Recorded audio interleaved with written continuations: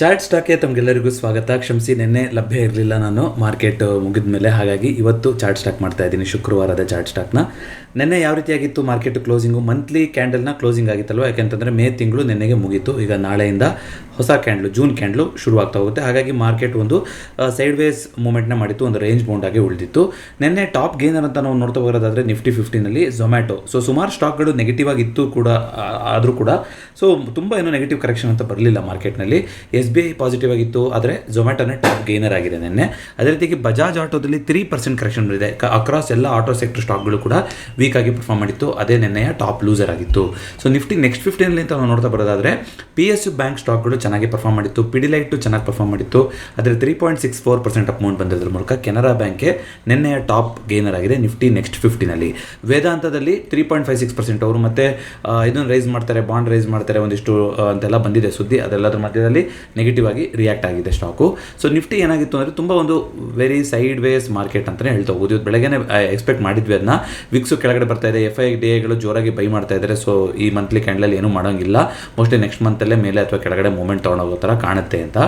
FIDIಗಳು ಇಬ್ಬರು ಕೂಡ ಬೈ ಮಾಡ್ತಿರೋಂಥ ಸೆಂಟಿಮೆಂಟ್ನು ಕೂಡ ನಾವು ನೋಡಿದ್ದೀವಿ. ಮಂತ್ಲಿ ಕ್ಯಾಂಡಲಲ್ಲಿ ಅಂತ ನೋಡ್ತಾ ಬರೋದಾದರೆ ಇದು ಸ್ಟಿಲ್ ಡೋಜಿನೇ ಅಲ್ವಾ, ಇದು ಡೋಜಿ ಕ್ಯಾಂಡಲೇ ಮಾಡಿರುವಂಥದ್ದು. ಇಲ್ಲಿ ಮೇಲ್ಗಡೆನೂ ಅಟೆಂಪ್ಟ್ ಮಾಡ್ತು 25,210 ಝೋನಿಗೆ, ಕೆಳಗಡೆ 24,000 ತನಕ ಅಟೆಂಪ್ಟ್ ಮಾಡ್ತು. ಅಂದರೆ ಆಲ್ಮೋಸ್ಟು 1,200 ಪಾಯಿಂಟ್ಗಳು ಅಟೆಂಪ್ಟ್ ಆಗಿ ಟೆಸ್ಟ್ ಆಗಿದ್ದಂಥ ಮಂತು ಮೇ ತಿಂಗಳು. ಜೂನ್ ತಿಂಗಳು ಇದನ್ನ ಮೇಲ್ಗಡೆ ಕೆಳಗಡೆ ಹೋಗೋಕ್ಕೆ ಕನ್ಫ್ಯೂಷನ್ ಇದೆಯಾ? ಈಗ ನೋಡಿ, ಕಂಟಿನ್ಯೂಸ್ ಆಗಿ ಮೇಲ್ಗಡೆ ಮೂಮೆಂಟ್ ಮಾಡ್ತಾ ಬಂದಿತ್ತು, ಇಲ್ಲಿ ತನಕ ಬಂದಿತ್ತು ರೆಸಿಸ್ಟೆನ್ಸ್ ತನಕ. ಈಗ ಸೆಲ್ಲಿಂಗ್ ಬರಬೇಕು ಅಂತಂದರೆ ನೆಕ್ಸ್ಟ್ ಮಂತು ಆ ಥರ ಕ್ಯಾಂಡಲ್ಗಳನ್ನು ಮಾಡಿಸ್ಕೊಂಡು ಓಕೆ ಇಲ್ಲ ಇಲ್ಲಿ ಬಂದಿರೋದು ಮತ್ತೆ ಇನ್ನೊಂದು ಕಡೆ ಸೆಲ್ಲಿಂಗಿಗೆ ಹೋಗುತ್ತೆ ಅಂತ ತೊಗೊಂಡೋಗ್ಬೇಕು. ಇಲ್ಲ ಅಂದರೆ ಇದು ಕಂಟಿನ್ಯೂಷನ್ ಆಗಿ ಮೇಲ್ಗಡೆ ಹೋಗ್ತಾ ಹೋಗಬೇಕು. ನೋಡೋಣ 25,200ನ ಬ್ರೇಕ್ ಮಾಡೋಕ್ಕೆ ಆಗುತ್ತಾ ಮೇಲ್ಗಡೆ ಅಂತ ನೋಡೋಣಂತೆ, ಯಾವ ರೀತಿಯಾಗಿ ರಿಯಾಕ್ಟ್ ಆಗುತ್ತೆ ಜೂನಲ್ಲಿ ಮಾರ್ಕೆಟು ಅಂತ. ಅದನ್ನು ಹೊರತುಪಡಿಸಿ ಅಂತ ನೋಡೋದಾದರೆ ಇಂಪಾರ್ಟೆಂಟ್ ನ್ಯೂಸ್ಗಳು, ಒಂದು ಆಫ್ಕೋರ್ಸ್ FIDIಗಳು ಬೈಯಿಂಗ್ನ ಮಾಡ್ತಾ ಇದ್ದಾರೆ, ಅದು ಒಂದು ಪಾಸಿಟಿವ್ ಸುದ್ದಿ. ಅದೇ ರೀತಿಯಾಗಿ GDP ಡೇಟಾ ಹೊರಗಡೆ ಬಂದಿದೆ. Q4 ಇಂದು GDP ಏನು ಎಕ್ಸ್ಪೆಕ್ಟ್ ಮಾಡಿತ್ತು ಅದೆಲ್ಲದಕ್ಕಿಂತ ಚೆನ್ನಾಗಿ ಬಂದಿದೆ. RBIದು ಎಸ್ಟಿಮೇಷನ್ ಏನಿತ್ತು 7.2% ಅಂತ ಫೋರ್ಕಾಸ್ಟ್ ಕೊಟ್ಟಿದ್ರು, ಆದರೆ 7.4% ಬಂದಿದೆ. ಇದು ಸುಮಾರು ಒಂದಿಷ್ಟು ಎಕನಾಮಿಸ್ಟ್ಗಳು ಎಲ್ಲ ಏನು ಪ್ರೆಡಿಕ್ಟ್ ಮಾಡಿದ್ರು 6.7% ಬರ್ಬೋದು ಅಂತ, ಅದಕ್ಕಿಂತ ತುಂಬ ಜಾಸ್ತಿ ಮೊತ್ತ. ಹಾಗಾಗಿ GDP ಒಂದು ಪಾಸಿಟಿವ್ ಆಗಿ ಬಂದಿರೋದಕ್ಕೆ ಮಾರ್ಕೆಟು ರಿಯಾಕ್ಟ್ ಮಾಡ್ತಾ ಹೋಗ್ಬೋದು ಸೋಮವಾರದಿಂದ.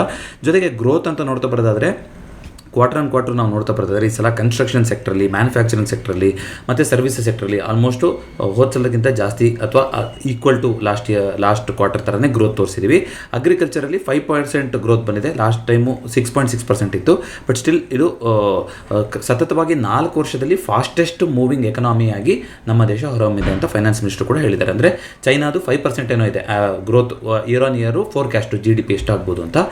ಭಾರತದ್ದು 6.5%. ಈ ಸಲ ಕ್ವಾರ್ಟರ್ ರಿಸಲ್ಟ್ಸು 7.4 ಬಂದಿರೋದ್ರಿಂದ GDPದು. ಇಯರ್ ಆನ್ ಇಯರ್ದು 6.5% ಏನು ಫೋರ್ಕಾಸ್ಟ್ ಇದೆಯೋ ಅದೇ ರೀತಿ ಇಟ್ಟಿದ್ದಾರೆ, ಏನೂ ಚೇಂಜ್ ಮಾಡಿಲ್ಲ. ಅದನ್ನ ಅಚೀವ್ ಆಗುವಂಥ ಸಾಧ್ಯತೆ ಕೂಡ ಇದೆ. ಜೊತೆಗೆ 2030 ಅಷ್ಟೊತ್ತಿಗೆ 10% ಆಫ್ GDP ಟೂರಿಸಮಿಂದ ಬರ್ತಾ ಹೋಗ್ಬೋದು ಅಂತಲೂ ಕೂಡ ಕಾನ್ಫಿಡೆನ್ಸ್ನ ತೋರಿಸಿದ್ದಾರೆ. ಈಗ ಕಾಶ್ಮೀರಲ್ಲಿ ಆ ಥರ ಇನ್ಸಿಡೆಂಟ್ ಆದಮೇಲೆ ಈಗ ಬೇರೆ ಥರ ಸ್ಟ್ರಾಟಜಿ ಮಾಡಿ ಇನ್ನೂ ಸೆಕ್ಯೂರ್ ಜಾಗಗಳನ್ನು ಐಡೆಂಟಿಫೈ ಮಾಡಿ ಅಲ್ಲಿ ಮತ್ತೆ ಟೂರಿಸಮ್ನ ಬೂಸ್ಟ್ ಮಾಡಬೇಕು ಅಂತ ಈ ರೀತಿಯನ್ನು ಕಾಣ್ತಾರೆ. ಮತ್ತು ಓವರಾಲ್ ಇಡೀ ದೇಶದಲ್ಲಿ ಟೂರಿಸಮ್ನ ಬೂಸ್ಟ್ ಮಾಡುವಂಥ ಒಂದು ಧ್ಯೇಯನ ಇಟ್ಕೊಂಡಿದ್ದಾರೆ. ನೋಡೋಣ ಅದು ಯಾವ ರೀತಿ ಆಗ್ತಾ ಹೋಗುತ್ತೆ ಅಂತ. ಜೊತೆಗೆ ಒಂದು ಇಂಪಾರ್ಟೆಂಟ್ ನ್ಯೂಸ್ ಅಂತ ನಾವು ಕವರ್ ಮಾಡಬೇಕಾಗಿದ್ದು ಬ್ಯಾಂಕ್ ನಿಫ್ಟಿನಲ್ಲಿ. ಬ್ಯಾಂಕ್ ನಿಫ್ಟಿ ಈಗಲೂ ಕೂಡ ಆಲ್ ಟೈಮ್ ಹೈಯಲ್ಲೇ ಇದೆ, ಅಲ್ಲಿ ಏನೋ ಒಂದು ಚೇಂಜಸ್ ಇಲ್ಲ. ನೀವು ಆಲ್ರೆಡಿ ನಾವು ಮಾತಾಡಿದ್ವಿ, PSU ಬ್ಯಾಂಕ್ಗಳು ಚೆನ್ನಾಗಿ ಪರ್ಫಾರ್ಮ್ ಮಾಡಿದೆ ಈ quarterly compare to private banks ಅಂತ. ಈಗ ಪ್ರೈವೇಟ್ ಬ್ಯಾಂಕಿಗೆ ಇನ್ನೂ ಒಂದು ನೆಗೆಟಿವ್ ಸುದ್ದಿ ಬರೋ ಥರ ಕಾಣಿಸ್ತಾ ಇದೆ. ಏನಾಗ್ಬೋದು ಅಂತಂದರೆ, ಈಗ ಸೆಬಿಯಿಂದ ಒಂದು ಹೊಸ ಗೈಡ್ಲೈನ್ ಬಂದಿದೆ. ನಾನ್ ಬೆಂಚ್ ಮಾರ್ಕ್ ಇಂಡೆಕ್ಸ್ಗಳು ಅಂತ ಇರುತ್ತೆ. ನಾನ್ ಬೆಂಚ್ ಮಾರ್ಕ್ ಇಂಡೆಕ್ಸ್ ಅಂದರೆ ಈಗ NSEಗೆ ಬೆಂಚ್ ಮಾರ್ಕ್ ಇಂಡೆಕ್ಸು ಅದು ನಿಫ್ಟಿ ಅಲ್ವಾ. ಅದೇ ರೀತಿಯಾಗಿ BSEಗೆ ಬೆಂಚ್ ಮಾರ್ಕ್ ಇಂಡೆಕ್ಸ್ ಅಂದರೆ ಅದು ಸೆನ್ಸೆಕ್ಸು. NSE BSE ಇದ್ರ ಬಗ್ಗೆ ತುಂಬ ಹಿಂದೆ ಶಾರ್ಟ್ ಸೀರೀಸಲ್ಲಿ ವಿಡಿಯೋ ಮಾಡಿದ್ದೆ. ಈಗ ಸುಮಾರು ವ್ಯತ್ಯಾಸಗಳಾಗೋಗಿದೆ. ಅದಕ್ಕೆ ಕಂಪೇರ್ ಮಾಡಿದ್ರೆ NSE ತುಂಬ ಒಂದು ಅಟ್ರಾಕ್ಟಿವ್ ಆಗಿ, ಅದು ನೋಡಿ NSEದು ಇವಾಗ IPO ಬರಬೇಕು, ಇನ್ನೂ ಬರುತ್ತೆ ಅಂತ ಸುಮಾರು ಜನ ಇನ್ವೆಸ್ಟರ್ಸು ಕಾಯ್ತಾ ಇದ್ದಾರೆ. ಆದರೆ ಗ್ರೇ ಮಾರ್ಕೆಟ್ ಅಂದರೆ ಪ್ರೈವೇಟ್ ಮಾರ್ಕೆಟಲ್ಲಿ ಒಂದು ಅನ್ಲಿಸ್ಟೆಡ್ ಆಗಿ ಕೂಡ ಇದೆ NSE ಸ್ಟಾಕ್ಗಳು. ಅದನ್ನ ನಾವು ಅನ್ಲಿಸ್ಟೆಡ್ನ ತೊಗೊಳೋದು ಇದಕ್ಕೆಲ್ಲ ತುಂಬ ಗೈಡ್ಲೈನ್ ನಿರ್ಬಂಧ ಇರುತ್ತೆ. ಹಾಗಾಗಿ ಅದು ಹೊಸಬರಾದ್ರೆ ನಾವು ಅದು ಮಾಡೋಕ್ಕಾಗೋದಿಲ್ಲ. ಅಲ್ಲಿ ತುಂಬ ಅಂಡರ್ ವ್ಯಾಲ್ಯೂಡ್ ಆಗಿದೆ ಅಂತ ಒಂದು ಸುದ್ದಿ. ಈಗ NSE ತುಂಬ ಒಂದು ದೊಡ್ಡ ಸ್ಟ್ರಾಂಗ್ ಪ್ಲೇಯರ್ ಆಗಿ ಹೊರಹೊಮ್ಬಿಟ್ಟಿದೆ ಅಲ್ವಾ. ನೋಡೋಣ ಅದು IPO ಎಲ್ಲ ಯಾವಾಗ ಬರುತ್ತೆ ಏನು ಕತೆ ಅಂತ. ಈಗ NSE ಏನು ಚೇಂಜಸ್ ಆಗ್ತಾ ಹೋಗುತ್ತೆ ಅಂತ ಹೇಳೋದಾದರೆ, ಈಗ ಬ್ಯಾಂಕ್ ನಿಫ್ಟಿ ಇಂಡೆಕ್ಸ್ ಇದೆಯಲ್ಲ, ಈ ಬ್ಯಾಂಕ್ ನಿಫ್ಟಿ ಇಂಡೆಕ್ಸಲ್ಲಿ ಎಷ್ಟು ಸ್ಟಾಕ್ಗಳಿದೆ ಅಂತ ನೀವು ನೋಡೋದಾದರೆ 12 ಸ್ಟಾಕ್ಗಳಿದೆ, 12 ಬ್ಯಾಂಕ್ಗಳಿದೆ ಇದರಲ್ಲಿ. ಬಟ್ ಇವಾಗ ಹೊಸ ಗೈಡ್ಲೈನ್ಸ್ ಬಂದಿರೋದು, ಸೆಬಿ ಗೈಡ್ಲೈನ್ಸ್ ಏನು ಹೇಳಿದೆ ಅಂದರೆ, ನಾನ್ ಬೆಂಚ್ ಮಾರ್ಕ್ ಇಂಡೆಕ್ಸ್ ಅಂದರೆ ನಿಫ್ಟಿ ಮತ್ತು ಸೆನ್ಸೆಕ್ಸ್ ಇದೆರಡನ್ನು ಬಿಟ್ಟು ಬೇರೆ ಯಾವ್ಯಾವ್ದು ಇಂಡೆಕ್ಸ್ಗಳಿದೆಯೋ ಅದೆಲ್ಲದರಲ್ಲೂ ಮಿನಿಮಮ್ಮು 14 ಸ್ಟಾಕ್ಗಳ ಗುಚ್ಛ ಆಗಿರಬೇಕು. ಅದು 14 ಸ್ಟಾಕ್ಗಳು 14 ಕಂಪ್ನಿಗಳ ಒಂದು ಇಂಡೆಕ್ಸ್ ಆಗಿ ಫಾರ್ಮ್ ಆಗಬೇಕು ಅಂತ ಒಂದು ನಿರ್ದೇಶನ ಹೊರಡಿಸಿದ್ದಾರೆ. ಇದು ಜಾರಿಗೆ ಬರೋದು ಯಾವಾಗ ನವಂಬರಿಂದ. ಬಟ್ ಏನಾಗುತ್ತೆ ಅಂದರೆ ಈಗ ಆ 14 ಸ್ಟಾಕ್ ಇದೆ ಅಂತ ಹೇಳಿದ್ರ ಜೊತೆಗೆ ಏನೊಂದು ಹೊಸ ರೂಲ್ಸ್ನ ತಂದಿದ್ದಾರೆ ಅಂತಂದರೆ ಮೊದಲ ಮೂರು ಕಂಪ್ನಿಗಳೇನಿರುತ್ತೆ ಟಾಪ್ ಕಾಂಟ್ರಿಬ್ಯೂಟರ್ಸ್ ಏನಿರುತ್ತಲ್ಲ ಅದರಲ್ಲಿ, ಸೊ ಅದರದ್ದು ಪರ್ಸೆಂಟೇಜು 45%ಗಿಂತ ದಾಟಂಗಿಲ್ಲ. ಅಂದರೆ ಮೂರನ್ನು ಸೇರಿಸಿ ಒಂದು ಆ ಇಂಡೆಕ್ಸಿಗೆ ನಾನ್ ಬೆಂಚ್ ಮಾರ್ಕ್ ಇಂಡೆಕ್ಸಿಗೆ 45% ಅಷ್ಟೇ ಕಾಂಟ್ರಿಬ್ಯೂಷನ್ ಬರಬೇಕು ಅಂತ. ಇವಾಗ ಎಷ್ಟಿದೆ ಅಂತ ನೀವು ನೋಡೋದಾದರೆ ಬ್ಯಾಂಕ್ ನಿಫ್ಟಿಗೆ HDFC ಬ್ಯಾಂಕು ICICI ಬ್ಯಾಂಕು ತಲಾ 25% ಕಾಂಟ್ರಿಬ್ಯೂಟ್ ಮಾಡುತ್ತೆ. ಅಂದರೆ ಬರೀ ಅವೆರಡರಿಂದನೇ 50% ಕಾಂಟ್ರಿಬ್ಯೂಷನ್. ಅರ್ಥ ಏನು? ಅವೆರಡರಲ್ಲಿ 1 ಪಾಯಿಂಟ್ಗಳು ಮೇಲೆ ಅಥವಾ ಕೆಳಗಾಯಿತು ಅಂದರೆ ಬ್ಯಾಂಕ್ ನಿಫ್ಟಿನಲ್ಲಿ ಅರ್ಧ ಪಾಯಿಂಟ್ ಮೇಲೆ ಅಥವಾ ಕೆಳಗಾಗುತ್ತೆ. 50% ಕಾಂಟ್ರಿಬ್ಯೂಷನ್ನು HDFC ಬ್ಯಾಂಕು ICICI ಬ್ಯಾಂಕಿಂದನೇ ಬರ್ತಾ ಇದೆ. ಇನ್ನು ಥರ್ಡ್ ಇರುವಂಥದ್ದು ಅದು ಆಕ್ಸಿಸ್ ಆಗಿರ್ಬೋದು ಅಥವಾ ಆಕ್ಸಿಸ್ ಅನಿಸುತ್ತೆ ಥರ್ಡು. ಸೊ ಅದನ್ನು ನೀವು ತಗೊಂಡು ಲೆಕ್ಕ ಹಾಕೋದಾದರೆ 61.5% ಕಾಂಟ್ರಿಬ್ಯೂಷನ್ನು ಆ 3 ಬ್ಯಾಂಕಿಂದನೇ ಬರ್ತಾ ಹೋಗುತ್ತೆ. ಅಥವಾ SBI ಇರ್ಬೋದು, SBI ಕೂಡ ಇರ್ತಾ ಹೋಗ್ಬೋದು. ಸೊ ಈ 3 ಬ್ಯಾಂಕಿಂದನೇ ಬರ್ತಾ ಇದೆ. ಸೊ ಇದನ್ನ ಎಲ್ಲಿಗೆ ಇಳಿಸಬೇಕು ಅಂತ ಹೇಳಿದರೆ 45%ಗೆ ಇಳಿಸಬೇಕು ಅಂತ ಹೇಳ್ತಾ ಇದ್ದಾರೆ.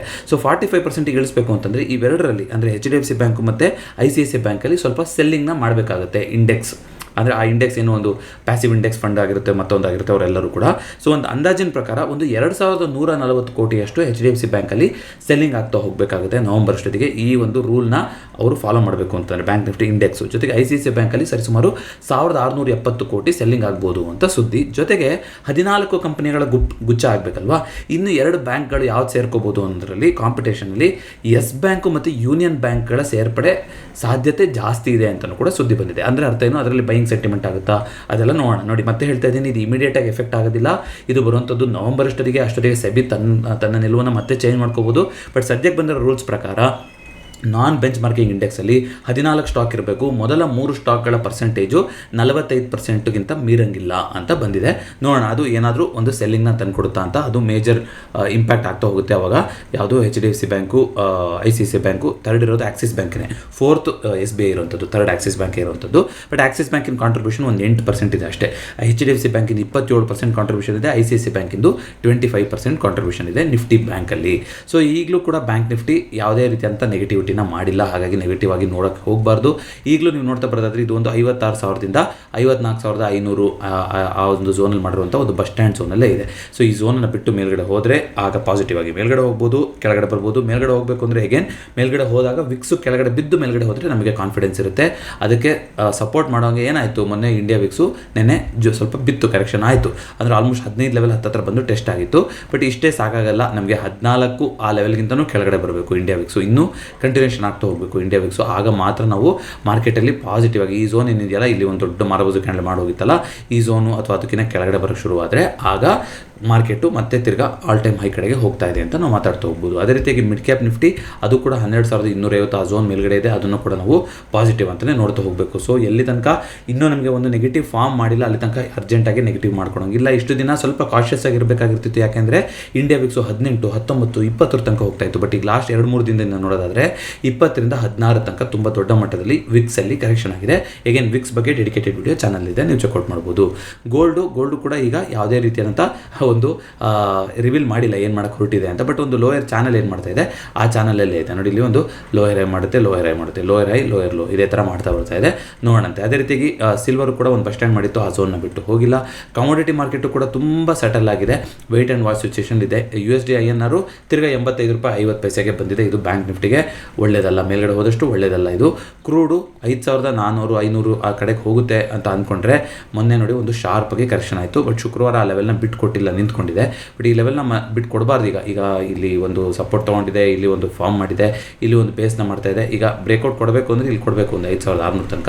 ಈ ಲೆವೆಲ್ ಏನಾದ್ರು ಮತ್ತೆ ಕೆಳಗಡೆ ಬಂತು, 5,200ಕ್ಕಿಂತ ಕೆಳಗಡೆ ಬಂತು ಅಂದರೆ ನಾವು ವೀಕ್ ಆಗಿ ನೋಡಬೇಕಾಗುತ್ತೆ. ಯಾಕಂದರೆ ಆಲ್ರೆಡಿ ಒಂದು ದೊಡ್ಡ ಕರೆಕ್ಷನ್ ಆಗಿತ್ತು. ಇಲ್ಲಿ ಒಂದು ಅಟೆಂಪ್ಟ್ ಮಾಡಿದೆ ಈ ಝೋನ್ಗೆ ಹೋಗೋ ತನಕ, ಅಲ್ಲಿಂದ ರೆಸಿಸ್ಟೆನ್ಸ್ ಬಂದು ಮತ್ತೆ ಕೆಳಗಡೆ ಬರ್ತಿದೆ ಅಂತ ಓದಬೇಕಾಗುತ್ತೆ. Copper after a long time 860 ಈ ಲೆವೆಲ್ನ ಅಟೆಂಪ್ಟ್ ಮಾಡೋಕ್ಕೆ ಬಂದಿರುವಂಥದ್ದು. ಒಂದ್ಸಲ ಅಟೆಂಪ್ಟ್ ಮಾಡಿ ಆಲ್ ಟೈಮ್ ಹೈ ಹೋಗಿತ್ತು, ಅಲ್ಲಿ ಒಂದು ಕಪ್ ಆ್ಯಂಡ್ ಹ್ಯಾಂಡಲ್ ಆಗ್ಬೋದು ಅಂತ ಮಾತಾಡಿದ್ವಿ. ಆದರೆ ಶಾರ್ಪ್ ಆಗಿ ಕರೆಕ್ಷನ್ ಬಂತು ಟ್ಯಾರಿಫ್ ದೃಷ್ಟಿಯಿಂದ. ಅದಾದಮೇಲೆ ಈಗ ಮೇಲ್ಗಡೆ ಹೋಗಿದೆ. ಟ್ಯಾರಿಫ್ ಅಂದಾಗ ನೆನಪಾಯಿತು ನೋಡಿ, ಅಲ್ಲಿ ಅಮೆರಿಕಾದಲ್ಲಿ ಒಂದು ಟ್ರೇಡ್ ಕೋರ್ಟ್ ಅಂತಿದೆ. ಈ ಟ್ಯಾರಿಫು ಇದ್ರ ಸಂಬಂಧಪಟ್ಟ ಎಲ್ಲ ಅವರು ನಿರ್ಧಾರಗಳನ್ನು ತಗೊತಾ ಹೋಗ್ತಾರೆ. ಅವ್ರು ಏನು ಮಾಡಿದ್ರು, ಟ್ರಂಪ್ ಅವ್ರದ್ದು ಅಧಿಕಾರನ ಮೀರಿ ಅವರು ಟ್ಯಾರಿಫ್ನಲ್ಲಿ ಈಗ ತುಂಬ ಒಂದು ಮೂಗು ತೋರಿಸೋಂಥ ಕೆಲಸ ಆಗ್ತಾ ಇದೆ ಇದು.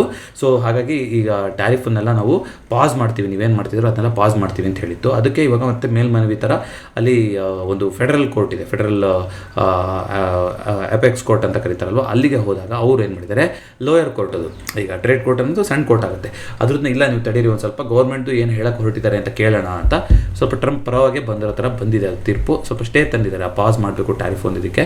ನೋಡೋಣ ಇನ್ನೂ ಏನೇನು ಚೇಂಜಸ್ ಆಗುತ್ತೆ. ಈಗ ಹಾರ್ವರ್ಡ್ ಯೂನಿವರ್ಸಿಟಿಗಾಗಿರ್ಬೋದು, ಈಗ ಅಮೆರಿಕದಿಂದ ಯಾರು ಭಾರತಕ್ಕೆ ಅಲ್ಲಿ ಇದ್ಬಿಟ್ಟು ದುಡ್ಡು ಕಳಿಸ್ತಾ ಇದ್ರು ಅದಕ್ಕೆ ರೆಮಿಟೆನ್ಸ್ ಟ್ಯಾಕ್ಸ್ ಅಂತ 5% ಮಾಡ್ತೀವಿ ಅಂತ ಹೇಳಿರುವಂಥದ್ದು, ಈ ರೀತಿ ತುಂಬ ಬರ್ತಾ ಇದೆ. ಇದೆಲ್ಲೋ ಒಂದು ಕಡೆ ಬ್ಯಾಕ್ ಫೈರ್ ಆಗಬೇಕು. ಯಾವ ಥರ ಬ್ಯಾಕ್ ಫೈರ್ ಆಗುತ್ತೆ, ಏನು ಕತೆ ಅನ್ನೋದನ್ನ ನಾವು ನೋಡ್ತಾ ಹೋಗಬೇಕು. ಬಟ್ ತುಂಬ ರಿಸ್ಟ್ರಿಕ್ಷನ್ಸ್ ಆಗ್ತಾ ಹೋಗಬಾರ್ದು. ಇಲನ್ ಮಸ್ಕ್ ಅವರಿಗೂ ಗೊತ್ತಾಯಿತು ಅಂತ ಅನ್ಸುತ್ತೆ, ನಾನು ಏನು ಕೆಲಸ ಆಗುತ್ತೋ ಅದು ಮಾಡಿದ್ದೀನಿ, ಈಗ ನಾನು ಕಂಪ್ನಿ ಕಡೆ ನೋಡ್ಕೋಬೇಕು ಅಂತ ಹೇಳ್ಬಿಟ್ಟು ಬಂದಿದ್ದಾರೆ. ಅವರಿಗೂ ತುಂಬ ಚಾಲೆಂಜಸ್ ಇದೆ ಅಂತ ಕೂಡ ಸುದ್ದಿ ಬಂದಿತ್ತು. ಅವರ ಏನೋ ಒಂದು ಸ್ಪೇಸ್ ಎಕ್ಸ್ ಆಗಿರಲಿ ಅಥವಾ ಇವಾಗ ಟೆಸ್ಲಾ ಅದರಲ್ಲಾಗಲಿ, ಅದರಲ್ಲೆಲ್ಲ ತುಂಬ ಚಾಲೆಂಜಸ್ ಇದೆ. ನೋಡೋಣ ಅದು ಯಾವ ರೀತಿಯಾಗಿ ನಿಭಾಯಿಸ್ತಾರೆ ಅಂತ. ಬಟ್ ಸದ್ಯಕ್ಕೆ ಅಮೆರಿಕದ್ದು ಯಾವುದೇ ಕ್ಷಣಕ್ಕೂ ಅದು ಒಂದು ಟೈಮ್ ಬಾಂಬ್ ಡಿಸಿಷನ್ನೇ. ಜುಲೈ ತನಕನೂ ಕೂಡ ಅದು ಇದೇ ರೀತಿ ನಡೀತಾ ಇರುತ್ತೆ, ಯಾವುದಕ್ಕೆ ಏನು ಹೇಳ್ತಾರೆ ಮತ್ತು ಏನು ರೂಲ್ ತೊಗೊತಾರೆ ಅಂತ. ಹಾಗಾಗಿ ಮಾರ್ಕೆಟು ಸ್ವಲ್ಪ ವಾಲೆಟೈಲ್ ಆಗಿ ಇದೇ ಥರ ಮಾಡ್ತಾ ಇರುತ್ತೆ. ಯಾವುದೇ ಒಂದು ಕ್ಲಿಯರ್ ನಿರ್ದೇಶನ ಬರೋದಿಲ್ಲ ಏನು ಎಂತ ಆಗುತ್ತೆ ಅಂತ ಗೊತ್ತಾಗುತ್ತೆ ತನಕ. ಅದೇ ರೀತಿಯಾಗಿ ರಿಸಲ್ಟ್ಸ್ ಅಂತ ನಾವು ನೋಡ್ತಾ ಬರೋದಾದರೆ ಇವತ್ತೊಂದು 4-5 ಕಂಪ್ನಿಗಳದ್ದು ರಿಸಲ್ಟ್ಸ್ ಇದೆ. ಬಟ್ ನಿನ್ನೆ ಅಪೋಲೋ ಹಾಸ್ಪಿಟಲ್ಸ್ದು ರಿಸಲ್ಟ್ಸ್ ಬಂದಿತ್ತು. 61% ನೆಟ್ ಪ್ರಾಫಿಟಲ್ಲಿ ಗ್ರೋತ್ ಆಗಿದೆ, ಪಾಸಿಟಿವ್ ರಿಟರ್ನ್ಸ್ ಬಂದಿತ್ತು. ವೋಡಾಫೋನ್ ಐಡಿಯಾ ಬರುತ್ತೆ ನೋಡಿ, ಆ್ಯಡಿಗೆ ಖರ್ಚು ಮಾಡ್ತಾ ಇದ್ದಾರೆ. ನಾವು ಅತ್ಯಂತ ಸಣ್ಣ ಟೈಮಲ್ಲೇ ನಾವು 6 ತಿಂಗಳಲ್ಲೇ 1 ಲಕ್ಷ ಟವರ್ ಹಾಕಿದ್ದೀವಿ ಅಂತೆಲ್ಲ ಬರ್ತಿದೆ. ಏನೂ ಇಲ್ಲ ವೋಡಾಫೋನ್ ಐಡಿಯಾ ಬಗ್ಗೆ, ಆದರೆ ತುಂಬ ಒಂದು ಕಷ್ಟದ ಸ್ಥಿತಿನಲ್ಲಿದೆ ಆಯಿತಾ. ಸೊ ಆ್ಯಡ್ ಎಲ್ಲ ಬಂದಿದೆ, ಇನ್ನೇನೋ ಆಗ್ತಾ ಇದೆ, ₹6 ಸಿಗ್ತಾ ಇದೆ ಅಂತ ದಯವಿಟ್ಟು ಕೈ ಸುಟ್ಕೊಳಕ್ಕೆ ಹೋಗ್ಬಿಡಿ, ಯಾವಾಗ ಏನು ಬೇಕಾದ್ರೂ ಆಗ್ಬೋದು. ನೈಕಾದು ಪ್ರಾಫಿಟು ಕಮ್ಮಿ ಆಗಿದೆ, ಬಟ್ ಅವ್ರದ್ದು ಪೇರೆಂಟ್ ಕಂಪ್ನಿದು ಸ್ವಲ್ಪ ಇದ್ರದ್ದು ಚೆನ್ನಾಗಿದೆ ಅಂತ ಬಂದಿತ್ತು. ಬಟ್ ಇದರಲ್ಲಿ ಅದು ಕಾಣಿಸ್ತಾ ಇಲ್ಲ. ನೆಟ್ ಪ್ರಾಫಿಟು 89 ಕೋಟಿ ಇದ್ದಿದ್ದು ಈಗ 15 ಕೋಟಿಗೆ ಇಳಿದಿದೆ. ಐನಾಕ್ಸ್ ವಿಂಡಲ್ಲಿ ಒಳ್ಳೆ ಪರ್ಫಾರ್ಮೆನ್ಸ್ನ ಮಾಡಿದೆ. ಹೇಗೆ ಒಂದು ಗ್ರೀನ್ ಎನರ್ಜಿ ಸೆಕ್ಟರ್ ಸ್ಟಾಕು. ಸನ್ ನೆಟ್ವರ್ಕು ನೆಗೆಟಿವಿಟಿನ ತೋರಿಸಿದೆ. ಸುಮಾರು ಕಂಪ್ನಿಗಳದ್ದು ಬಂದಿದೆ ನೋಡಿ, ಐನಾಕ್ಸ್ ವಿಂಡ್ ಎನರ್ಜಿ ಬೇರೆ, ಐನಾಕ್ಸ್ ವಿಂಡ್ ಬೇರೆ, ಎರಡರದ್ದು ಕೂಡ ಪಾಸಿಟಿವ್ ರಿಟರ್ನ್ ಬಂದಿತ್ತು. ಸೊ ರಿಟರ್ನ್ಗಳನ್ನು ತುಂಬ ಸೂಕ್ಷ್ಮವಾಗಿ ಗಮನಿಸಬೇಕಾಗುತ್ತೆ. ಕೆಲವೊಂದು ಫಾರ್ ಎಕ್ಸಾಂಪಲ್ ಇತ್ತೀಚೆಗೆ ಅದು ರಿನೋಬಲ್ ಅಂದರೆ ಸುಜ್ಲಾನ್, ಅವತ್ತು ರಿಸಲ್ಟ್ ಬಂದಿದ್ದಿನ 2% ಕರೆಕ್ಷನ್ ಆಗಿತ್ತು. ಬಟ್ ಮಾರನೇ ದಿನ ಆಲ್ಮೋಸ್ಟ್ ಒಂದು 8-9% ಅಪ್ ಮೂವ್ಮೆಂಟ್ ಮಾಡಿದೆ ಅದು. ಸೊ ಯಾವುದೇ ಒಂದು ಸ್ಟಾಕ್ ರೆಕಮೆಂಡೇಷನ್ ಅಲ್ಲ, ಬಟ್ ಯಾವ ರೀತಿಯಾಗಿ ನಾವು ಅನಲೈಸ್ ಮಾಡ್ತೀವಿ ಅನ್ನೋದನ್ನು ರಿಸಲ್ಟು ಇಮಿಡಿಯೇಟಾಗಿ ಅವತ್ತು ರಿಯಾಕ್ಟ್ ಕೊಡಲಿಲ್ಲ ಅಂದರೆ ಮಾರನೇ ದಿನ ರಿಯಾಕ್ಟ್ ಕೊಡ್ತಾ ಹೋಗುತ್ತೆ ಕೆಲವೊಂದು ಸಲ ಸ್ಟಾಕ್ಗಳು. ಕೆಲವೊಂದು ಸಲ ರಿಸಲ್ಟ್ ನಾಳೆ ಇದೆ ಅಂದರೆ ಮುಂಚೆನೇ ಸ್ವಲ್ಪ ಒಂದ್ರ ಬಗ್ಗೆ ಗೊತ್ತಾಗಿದೆ ಅಂತಂದರೆ ಪಾಸಿಟಿವ್ ಆಗಲಿ ನೆಗೆಟಿವ್ ಆಗಲಿ ಹಿಂದಿನ ದಿನವೇ ರಿಯಾಕ್ಟ್ ಮಾಡ್ತಾ ಹೋಗುತ್ತೆ. ಹಾಗಾಗಿ ಇವೆಂಟ್ ಡೇ ಇದ್ದಾಗ ಅದು ಸ್ವಲ್ಪ ಹುಷಾರಾಗೆ ನಾವು ಟ್ರೇಡ್ ಮಾಡ್ತಾ ಹೋಗಬೇಕು ಅಥವಾ ಇನ್ವೆಸ್ಟ್ ಮಾಡ್ತಾ ಹೋಗಬೇಕು. ಜಸ್ಟ್ ಒಂದು ನಂಬರ್ ಇಟ್ಕೊಂಡು ಟ್ರೇಡ್ ಮಾಡೋಕ್ಕೆ ಆಗೋದಿಲ್ಲ ಅವತ್ತಿನ ದಿನಗಳಲ್ಲಿ. ಬಟ್ ಅವೆರಡರದ್ದು ಆ ಥರ ಬಂದಿದೆ ಅಂತ ಬಂದಿತ್ತು ಸುದ್ದಿ. ಹಾಗಾಗಿ ನೋಡ್ತಾ ಹೋಗೋಣಂತೆ. ಓವರಾಲ್ ಈ ಸಲ ಅಂತ ನೋಡೋದಾದರೆ ಈಗಲೂ ಕೂಡ ನೋಡಿ ನೆಗೆಟಿವ್ ರಿಟರ್ನ್ಸ್ ಕೊಟ್ಟಿರುವಂಥ ಕಂಪ್ನಿಗಳೇ ಜಾಸ್ತಿ ಆಗ್ತಾ ಹೋಗ್ತಾ ಇದೆ. ಈಗ ಆಲ್ಮೋಸ್ಟ್ 4600 ಕಂಪ್ನಿಯಲ್ಲಿ 3600 ಕಂಪ್ನಿಗಳು ಆಲ್ರೆಡಿ ರಿಸಲ್ಟ್ಸ್ನ ಘೋಷಿಸ್ಕೊಂಡಿದ್ದೇವೆ. ಆಲ್ಮೋಸ್ಟ್ ಇನ್ನೆಲ್ಲ ಅಂತ ಮೇಜರ್ ಕಂಪ್ನಿಗಳು ಯಾವುದು ಇರಲಿಕ್ಕಿಲ್ಲ ಅಂತ ಅನ್ಕೋತೀನಿ. ಬಟ್ ಇದುವರೆಗೂ ಬಂದಿರೋದ್ರಲ್ಲಿ 2000 ಕಂಪ್ನಿಗಳು ನೆಗೆಟಿವ್ ಗ್ರೋತ್ನ ಹೇಳಿದೆ, 1600 ಕಂಪ್ನಿಗಳು ಮಾತ್ರ ಪಾಸಿಟಿವ್ನ ಹೇಳಿರುವಂಥದ್ದು ಕಾಣಿಸ್ತಾ ಇದೆ. ಸೊ ಇದಿಷ್ಟು ಇವತ್ತಿನ ಚಾರ್ಟ್ ಸ್ಟಾಕ್ ಆಗಿತ್ತು. ಈ ವಿಡಿಯೋ ಇಷ್ಟ ಆಗಿದೆ ದಯವಿಟ್ಟು ವಿಡಿಯೋನ ಲೈಕ್ ಮಾಡಿ ಹಾಗೂ ಚಾನಲ್ಗೆ ಸಬ್ಸ್ಕ್ರೈಬ್ ಮಾಡಿ. 2025 ನಮ್ಮ ಚಾನಲ್ ಮಿಷನ್ ಪ್ರತಿಯೊಬ್ಬರು ಎಮರ್ಜೆನ್ಸಿ ಫಂಡನ್ನು ಬಿಲ್ಡ್ ಮಾಡೋದು, ಅದು ಹೇಗೆ ಮಾಡೋದು ಅನ್ನೋದನ್ನು ಪ್ರತಿ ವಿಡಿಯೋದ ಡಿಸ್ಕ್ರಿಪ್ಷನಲ್ಲಿ ಮಿಷನ್ 2025 ಅಂತ ಕೊಡ್ತಾ ಇರ್ತೀನಿ, ನೀವು ಅದನ್ನ ಚೆಕ್ಔಟ್ ಮಾಡ್ಬೋದು. ಇನ್ನೂ ಯಾರಾದರೂ ಟರ್ಮ್ ಇನ್ಶೂರೆನ್ಸ್ ಮಾಡಿಸಿಲ್ಲ ಅಂದರೆ, ಈಗ ಇತ್ತೀಚೆಗೆ ಒಂದು ರಿಪೋರ್ಟ್ ಬಂದಿತ್ತು, 81% ಜನ ಯಾರು ಇನ್ಶೂರೆನ್ಸ್ ಮಾಡಿಸಿದ್ದಾರೆ ನಮ್ಮ ಭಾರತದಲ್ಲಿ, ಅವರು ತಮ್ಮ ಲೈಫ್ ಕವರಿಗೆ ಎಷ್ಟು ಸಫಿಷಿಯೆಂಟ್ ಆಗಬೇಕೋ ಅಷ್ಟು ಮಟ್ಟದ ಇನ್ಶೂರೆನ್ಸ್ನ ಮಾಡಿಸಿಲ್ಲ. ಅಂದರೆ ತುಂಬ ಕಮ್ಮಿ ಅಮೌಂಟ್ನ ಇನ್ಶೂರೆನ್ಸ್ ಮಾಡಿಸಿದ್ದಾರೆ ಅಂತ. ಜೊತೆಗೆ ಹಂಗಂತ ತುಂಬ ಒಂದು ಎಕ್ಸಾಜರೇಟೆಡ್ ಆಗಿ ಇನ್ಶೂರೆನ್ಸ್ ತೊಗೋಬೇಕಾ, ಅದು ಇಲ್ಲ. ಇದನ್ನ ನಾವು ಹೋದ ವರ್ಷ ಮಿಷನ್ 2024 ಮಾಡಬೇಕಾದ್ರೆ ಟರ್ಮ್ ಇನ್ಶೂರೆನ್ಸ್ ತೊಗೋಬೇಕಾದ್ರೆ ಎಷ್ಟು ಒಂದು ರೇಂಜಲ್ಲಿ ನಾವು ಟರ್ಮ್ ಇನ್ಶೂರೆನ್ಸ್ ತೊಗೋಬೇಕು ನಿಮ್ಮ ಆದಾಯ ತಕ್ಕಂಗೆ ಅಂತ ನಾನು ಒಂದು ಆ ವಿಡಿಯೋದಲ್ಲಿ ತಿಳಿಸಿದ್ದೆ. ಅದು ಎಜುಕೇಟಿವ್ ವಿಡಿಯೋ ಆಗಿತ್ತು, ಯಾವುದೇ ಪ್ರಮೋಷನಲ್ ವಿಡಿಯೋ ಆಗಿರಲಿಲ್ಲ. ಅದನ್ನು ಕೂಡ ನಾನು ಪ್ರತಿ ವಿಡಿಯೋದ ಡಿಸ್ಕ್ರಿಪ್ಷನ್ ಕೊಟ್ಟಿರ್ತೀನಿ, ನೀವು ಚೆಕ್ಔಟ್ ಮಾಡ್ಬೋದು. ಅದಾದ ನಂತರ ಬಜಾಜ್ ಒಂದು ಪ್ಲ್ಯಾನ್ನ ನಾವು ಪ್ರಮೋಷನಲ್ ಆಗಿ ಟಚ್ 2 ಪ್ಲ್ಯಾನ್ನ ವಿಡಿಯೋ ಮಾಡಿದ್ದೆ. ಅದನ್ನು ಪ್ರತಿ ವಿಡಿಯೋದ ಪಿನ್ ಕಾಮೆಂಟಲ್ಲಿ ನಾನು ಕೊಡ್ತಾ ಇರ್ತೀನಿ. ಅಲ್ಲಿ ಒಂದು ಫಾರ್ಮ್ ಇರುತ್ತೆ, ಆ ಫಾರ್ಮ್ನ ಫಿಲಪ್ ಮಾಡಿದ್ರೆ ಅದ್ರ ಬಜಾಜ್ ವಿಡಿಯೋನೂ ಕೂಡ ಇದೆ. ಅದನ್ನು ನೋಡಿ ನಿಮಗೆ ಇಷ್ಟ ಆಯಿತು ಪ್ರಾಡಕ್ಟ್ ಅಂತ ಅಂದರೆ ನೀವು ಏನು ಮಾಡ್ಬೋದು, ಆ ಫಾರ್ಮ್ನ ಫಿಲಪ್ ಮಾಡ್ತಾ ಹೋಗ್ಬೋದು. ನಾನು ಯಾವುದೇ ಪ್ರಾಡಕ್ಟ್ ಸ್ಪೆಸಿಫಿಕ್ ನೋಡ್ತಾ ಇಲ್ಲ, ಬಟ್ ಟರ್ಮ್ ಇನ್ಶೂರೆನ್ಸ್ ಅಂತ ತೊಗೋಬೇಕು ಅಂತ ಅನ್ಕೊಳ್ತಾ ಇದ್ದೀನಿ. ಏನೇನೆಲ್ಲ ಪ್ಯಾರಾಮೀಟರ್ಗಳನ್ನು ಚೆಕ್ ಮಾಡಬೇಕು ಅಂತ ನಿಮಗಿದೆ ಅಂತಂದರೆ ಮಿಷನ್ 2024 ಅಂತ ಸರ್ಚ್ ಮಾಡಿ ಮಾರ್ಕೆಟ್ ಮಾತುಕತೆ ಪ್ಲೇಲಿಸ್ಟಲ್ಲಿ ಅಥವಾ ನಮ್ಮ ವಿಡಿಯೋ ಡಿಸ್ಕ್ರಿಪ್ಷನಲ್ಲೂ ಕೂಡ ಸಿಗ್ತಾ ಹೋಗುತ್ತೆ. ಅದರಲ್ಲಿ ಟರ್ಮ್ ಇನ್ಶೂರೆನ್ಸ್ ತೊಗೋಬೇಕಾದ್ರೆ ಏನೇನೆಲ್ಲ ಪ್ಯಾರಾಮೀಟರ್ಸ್ನ ನೋಡಬೇಕು ಅಂತ ವಿಸ್ತಾರವಾಗಿ ಮಾತಾಡಿದ್ದೀವಿ. ಇದಿಷ್ಟು ಇವತ್ತಿನ ವಿಡಿಯೋ ಆಗಿತ್ತು. ಮತ್ತೊಮ್ಮೆ ಸಿಗೋಣ. ಎಲ್ರಿಗೂ ನಮಸ್ಕಾರ.